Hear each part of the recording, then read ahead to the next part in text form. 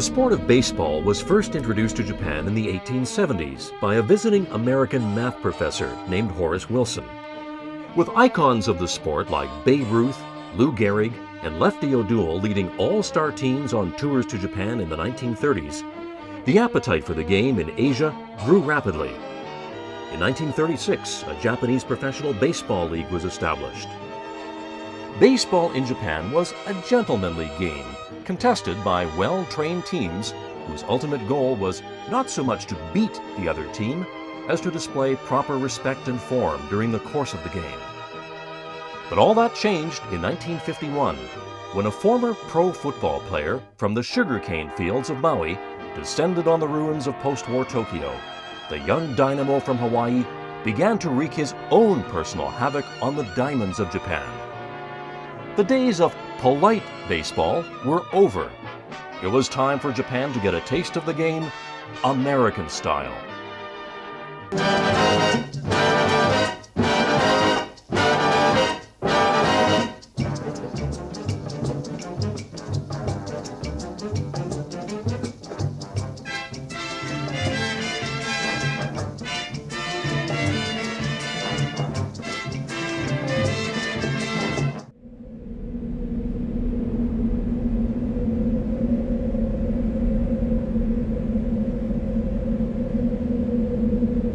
Wally took that toughness from his American football background, playing from the San Francisco 49ers and playing in the Pacific League. Huge impact on Japanese baseball, and I think it's because Wally may be one of the first real two-sport men. So when he came over here, this guy wasn't a one-dimensional only baseball player. This guy was a rough, tough, you almost might say nasty football player. Because here he was playing professional football one year with the 49ers. He breaks his wrist, unfortunately, playing semi-pro baseball in Hawaii, and then the following year the Niners released him. Lefty O'Doul, knowing what talents and tools he had, you know, really persuaded him to give a shot at going to Japan and raise the bar and show the American style of baseball and really infuse Japan with not only the subtleties of the American style of baseball, but to really help the Tokyo Giants win and become a force, which they did. The first 3 years Wally was with the team, they won the championships. A list of 10 rules to follow, which was published in the press and with the title of the Gaijin 10 Commandments. Everybody sacrificing for the greater good of the team was something that really fit in this culture. Obey all orders issued by the manager. Japanese weren't expecting to have foreigners come play baseball that soon in Japan. Do not criticize the strategy of the manager. But Ruth coming in 1934 allowed professional baseball to get its start. Take good care of your uniform. See, I came to Japan 6 years after the war, and I didn't know what the reaction would be towards my teammates.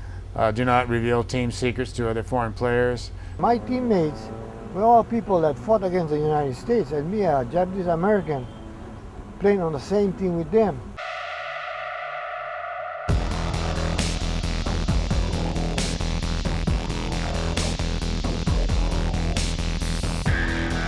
When the bombings began, I was on the receiving end here in Tokyo. It was grim. Of course, Tokyo by that time was just a completely flattened out. You know, the war had just ended. 99% of the people living here were 100% Japanese. Well, I couldn't imagine. I couldn't imagine living in the 50s and 60s. So coming over here in the 50s and 60s, that's got to be incredible.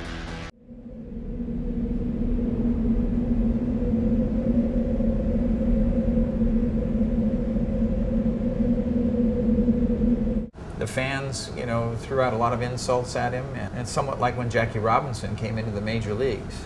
See, sometimes when I used to play, when I used to go in and break double plays, there were a couple of guys that I hit them so hard that they fractured their shin bone, or they were laid out for about a month like that, you know. He's the one that started taking guys out at second base on a double play. And he didn't take them out gently. He didn't think it was a gentlemanly slide that, you know, you just kind of nip the guy and have him topple over.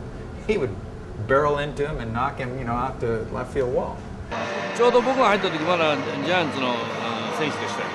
でよくねスライディングとかねそういうのにあの人すごいテクニック持ってたでしょ。だから例えば盗塁したり走ってって相手の野手のグローブの中のボールを蹴り出す方法とかねいろいろ教わりましたよ。See, they would just stand in the pathway where you're running, and I'm not going around them. I would go straight and give them a good bump, see, and A lot of Japanese, didn't take kindly to someone that was, even though he had a Japanese appearance and a name, really they knew he was not Japanese. So I know what it's like to be on a team where you feel different than everybody else. そうでしょうね。やはり時代も全くね違いますし、僕なんかね日本にいましたけどね、アメリカの文化っていうのはやっぱりいろんなものが入ってきてますから、受け入れやすいものがたくさんありましたけど、やっぱり逆なわけですからね、ウォーリーさんのわけやっぱ日本の文化っていうのはね、やっぱりアメリカの方にしてみればね、それもその当時にしてみれば全くもう分からない中での生活だったと思うし、それはもう大変な苦労もあったと思いますよ。食事もそうだし、言葉もそうだしね、文化もそうだしね、習慣的なものもそうだろうし、おそらく大変だったと思いますけどね。No Asian American played Major League Baseball at that time. And it's tougher here emotionally, mentally, to then go out there and play hard and be on top of your game. There was, of course, a lot of anti-American feeling in Japan at that time, and some of that was definitely directed towards Wally. The idea of being fresh when they play, the idea of the 2-3 count, the idea of how the infield gets played in and it's successful most of the time baffles a foreigner like myself, and you have to adjust to it. Riots at Japanese games were actually fairly commonplace. Japanese people are a tight fit group, and they're not just going to let anybody into their group, so you have to really earn their respect and work hard to get into it. The first couple of years here, I was continuously asking myself why on a few things. I was totally shocked to hear a tie ball game. I think the pitchers in the United States are more aggressive at attacking the strike zone and trying also to intimidate hitters. Over here, I think there's more of a little bit of a careful nature. Pitching to the edges, a lot of 2-3 or 3-2 counts, depending on which country you're talking the count in. A tie ball game. I never played a tie baseball game. Even in marbles, we had winners in marbles. 与那水さんね、当時日本に行かれた時はね、やはりアメリカでのそういう文化をね、で日本に行って、そういう中で育って日本に行ってね、そういう違和感を感じたと思うんですよね。だからそういういい面をどんどん伝えてくださったと思いますよね、与那水さんはね。日本のファンの人にも、日本の他の選手の人たちにもね。Japanese had never seen that before. They had never seen a guy play so hard.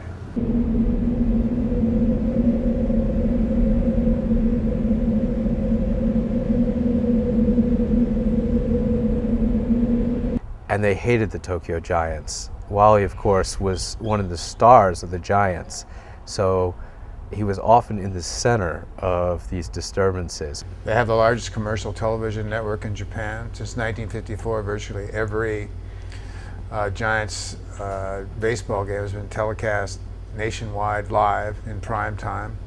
Was a big shock, I think, to a lot of Japanese, especially coming to play for the Giants. Put it this way, playing in Japan for the world's popular team, Tokyo Giants, they're like the Dodgers and the Yankees all in one. And, wherever you go, there was a whole bunch of people.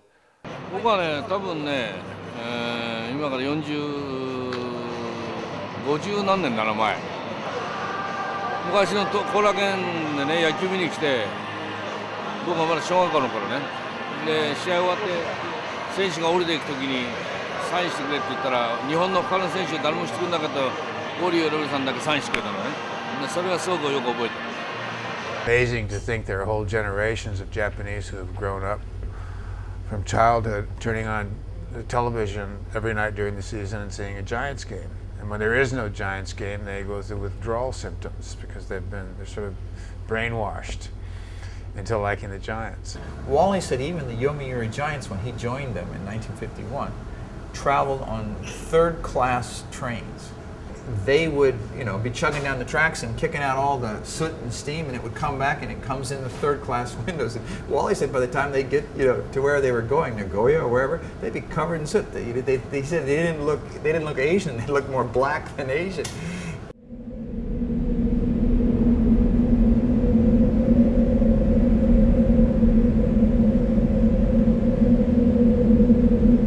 Probably the biggest impact that Wally Yonamine had on managing is through Senichi Hoshino, who was his star pitcher with the Dragons. And Hoshino's tough, in-your-face managing style is a direct opposite to the Kawakami mold. So sure, he has an impact, and now Hoshino has his disciples as well. So I think you'll see the Wally Yonamine impact going on into the future.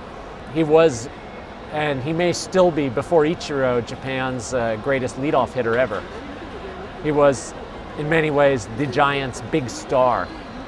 Some of the discriminatory things that he encountered being of Japanese descent, but being American-born, and I got a tremendous amount of respect for what he achieved. That Wally succeeded and did it is even more credit to him as a person than the credits that he's gotten on the baseball field. But Wally's a pioneer. I mean, he's the type of guy that led the way for people like myself. I knew all about him and knew his ethnic background from Hawaii. We talked a few times. He was good guidance to me as far as what to expect here in Japan and what not to expect in Japan. And it was a calming influence he had on me as far as his recommendations for me to be successful here in Japan. What he brought to the American game today by being a pioneer as a foreign player when I know he wasn't making much money and having to deal with all the kind of the negatives of transportation and accommodation and yet look at the ball players today in pro ball in Japan. They make millions of dollars. But all of a sudden the other Giants called. The Tokyo Giants. And literally they asked me, what would it take for you to play for us? And I put some stupid, ridiculous number down on a piece of paper, thought I was going to run them away. And they said, okay. My wife at the time said, sign it. So I signed it, and the rest is history. And I'm hoping that they'll remember players like Wally Yonamine that helped open the door and ushered American ball players in a very positive and favorable light. I think about how he just really raised the bar at every level, and not only as a player by playing 10 plus years with a .311 lifetime batting average, but then going on to coach and managing for 26 more years in Japan and taking the Chunichi Dragons to a championship. And so just his presence, and being around the game at an ambassador level, at a pro players level, the legacy he left with the Tokyo Giants and the Yomiuri Giants, and today's game and players, and of course being a Hall of Famer and one of only 4 Americans to be in the Japan Hall of Fame is a righteous and a noble act that I'm hoping that many of the visitors that go to the Japan Hall of Fame will see that not only was he a world-class Hall of Famer inside the lines, Wally Yonamine is an amazing world-class Hall of Famer outside the lines as well. I always believed in, when I played here, I wanted to give him 100% so that other Americans would have a chance to play here in Japan. But I think he did change a lot the way foreigners played over here and how they were respected because of his performances. He was really a pioneer, and I think the importance of being a pioneer is you have to be successful, and that's what he was. And being successful leads to the next player, next player, next player.